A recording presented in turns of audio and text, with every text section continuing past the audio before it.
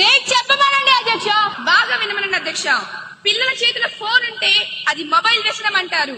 దాన్ని సరిచేయొచ్చు, కౌన్సిలింగ్ ఇస్తున్నాం. కానీ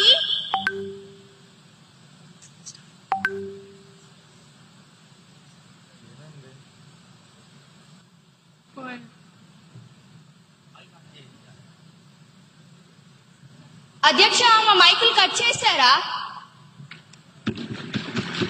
మళ్ళీ కథల యాక్షన్ ఎప్పుడు? యాక్షన్ ప్లాన్ ఏది?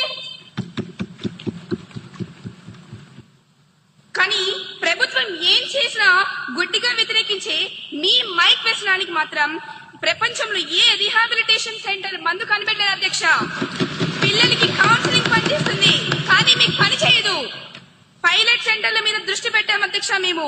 మీరు కేవలం అల్లరి మీద మాత్రమే దృష్టి పెట్టారు అధ్యక్ష. తేడా అదే అధ్యక్ష. ధన్యవాదాలు అధ్యక్ష.